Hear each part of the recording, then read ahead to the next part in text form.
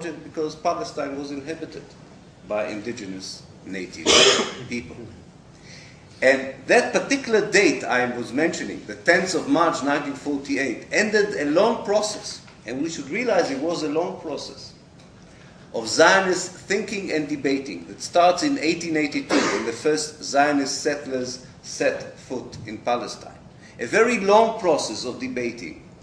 How can the two objectives which I have defined, saving the Jews from persecution and making the Jews into a nation, how can these two objectives live together or be implemented in Palestine that is already inhabited by another people? And it should be explained and stressed, I think, that the immediate response of Zionist leaders was not, let's dispossess them.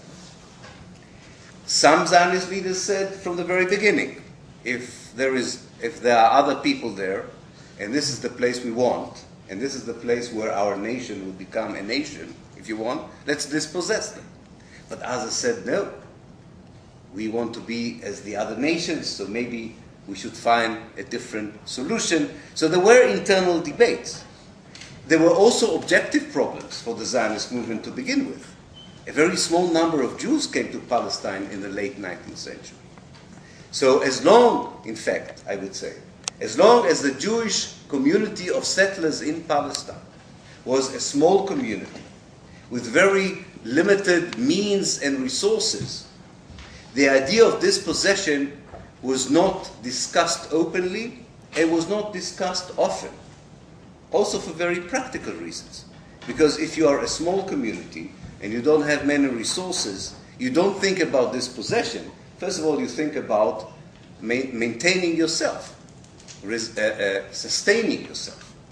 So much of the energy of the Zionist movement, I would say up to the 1930s, when the Jews became 1/3 of the overall population in Palestine, up to the 1930s, the idea of the dispossession of the indigenous population was aired, was spoken about, but was not seriously discussed by the Zionist leadership as a political plan.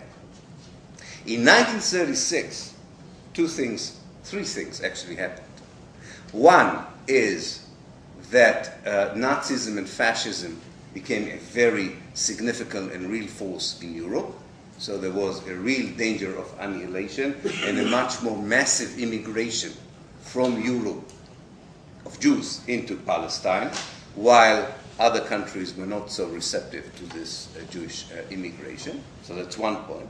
The second point is the demographic point, that the Jews became 1/3 of the population and felt more confident. And thirdly, that Britain, that ruled Palestine, gave a vague indication, but this was enough apparently for the Zionist leadership, that the idea that at least part of Palestine should be cleansed of its indigenous population can be considered to be as a reasonable solution for the conflicting views, for conflicting aspirations, and Jews and Palestinians with regard to the land of Palestine.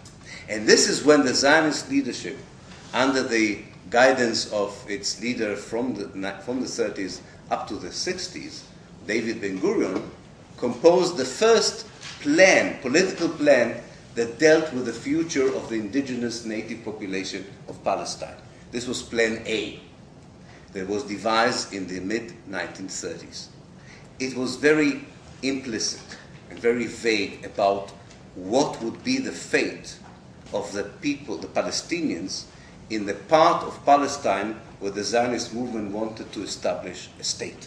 It was not very clear. But it was clear about the fact that you cannot implement the two objectives of Zionism, a safe haven and a nation state, if you would have Palestinians inside that area. How exactly the Palestinians would disappear was not mentioned in Plan A. Then came the Holocaust. Again, like the 1930s, pushes more Jews into Palestine, accentuates the idea of Jewish extermination, the need to find a safe haven.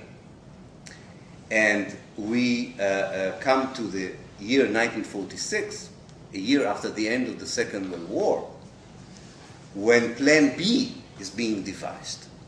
And few months later, Plan C.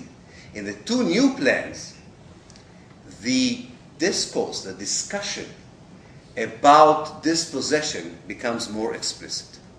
More explicit. But it's still in the realm of wishful thinking. There is no categorical steps. It doesn't say we will take steps A, B, and C to make Palestine a Jewish state. It talks more clearly about what would become for Israelis until today the basic notion of a safe life. Jews in Palestine will never have prosperity, existence, and success or normality as long as there are Arabs inside the Jewish state. What made Plan C into Plan D? What made these vague ideas into a very clear-cut master plan on the 10th of March 1948, where nobody minced words anymore, nobody played with ideas anymore? Suddenly, these vague ideas were translated into a military, comprehensive plan of systematically expelling as many Palestinians as possible from Palestine. The transformation occurred between 1946 to the 10th of March 1948. And what happened is very simple. The end of the British mandate.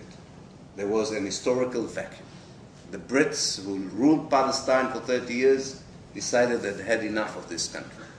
They had many more soldiers in Palestine than they had had in the whole Indian subcontinent. And Palestine didn't even have oil or petrol. So they felt that this was an unworthy asset for the empire. And they really felt that it made no sense continuing to control Palestine, especially after the decision was made to leave India. So once Britain had decided that it has no more interest in Palestine, a vacuum unfolded, opened up.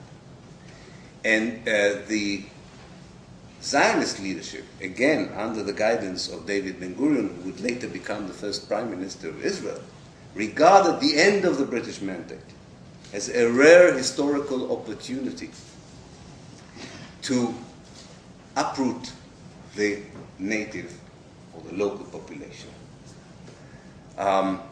They needed several things that happened as well to make these ideas into a concrete plan.